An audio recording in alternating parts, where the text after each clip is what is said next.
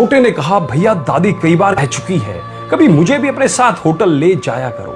गौरव बोला, ले तो जाएं, पर 4 लोगों के खाने पर कितना खर्च होगा। याद है पिछली बार जब हम तीनों ने डिनर लिया था तब 1600 का बिल आया था। हमारे पास अब इतने पैसे कहां बचे हैं। पिंकी ने बताया, मेरे पास पॉकेट मनी के कुछ पैसे बचे हुए हैं। तीनों ने मिलकर इस बार तय किया कि दादी को भी लेकर चलेंगे, पर इस बार महंगी पनीर की सब्जी की जगह मिक्स वेज मंगवाएंगे और आइसक्रीम भी नहीं खाएंगे। छोटू, गौरव और पिंकी तीनों दादी के कमरे में गए और बोले, दादी इस संडे को लंच बाहर लेंगे, चलोगी हमारे साथ? दादी ने खुश होकर कहा, तुम ले चलोगे अपने साथ? हाँ दादी। संडे को दादी सुबह से ही बहुत खुश थी।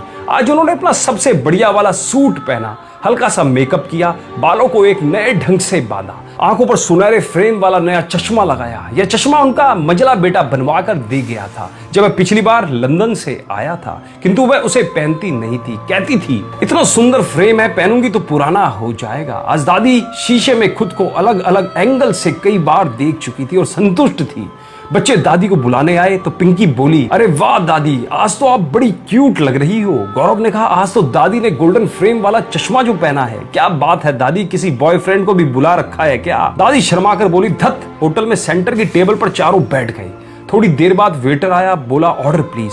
अभी गौरव बोलने ही वाला था कि दादी बोली, आज ऑर्डर मैं करूंगी क्योंकि आज की स्पेशल गेस्ट मैं जो हूँ। दादी ने लिखवाया, दाल मखनी, कढ़ाई पनीर, मलाई कोफ्ता, रायता, वेजिटेबल वाला सलाद, पापड़, बटर नान और मिस्सी रोटी। हाँ, खाने से पहले 4 सूप भी। तीनों बच्चे एक दूसरे का मुंह देख रहे थे। थोड़ी देर बाद खाना टेबल पर लग गया। खाना टेस्टी था। जब सब खा चुके तो वेटर फिर आया, डेजर्ट में कुछ सर?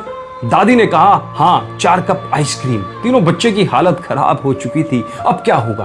दादी को मना भी नहीं कर सकते, पहली बार आई है। बिल आया। इससे पहले गौरव उनकी तरफ हाथ बढ़ाता बिल दादी ने उठा लिया और कहा, आज का पेमेंट मैं करूंगी।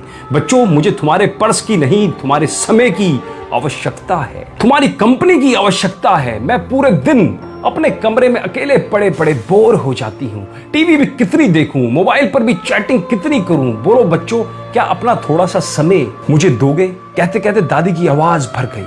पिंकी अपने चेयर से उठी, उसने दादी को अपनी बाहों से भर लिया और फिर दादी के गालों पर किस करते हुए बोली, मेरी प्यारी दादी। जरूर। गौरव ने कहा, यस दादी, हम प्रॉमिस करते हैं कि रोज आपके पास बैठा करेंगे और तय रहा कि हर महीने के सेकंड संडे को लंच या डिनर के लिए बाहर आया करेंगे और पिक्चर भी देखा करेंगे। सच में दादी के होठों पर 1000 वॉट की मुस्कुराहट तैर गई, आंखों में फ्लैश लाइट सी चमक आ गई और चेहरे की झुर्रियां खुशी के कारण नृत्य सा करती महसूस होने लगी। दोस्तों, बूढ़े माँ बाप रुई के गट्ठर समान होते हैं। शुरू में उनका बोझ नहीं महसूस होता, लेकिन बढ़ती उम्र के साथ रुई भीग कर बोझिल होने लगती है।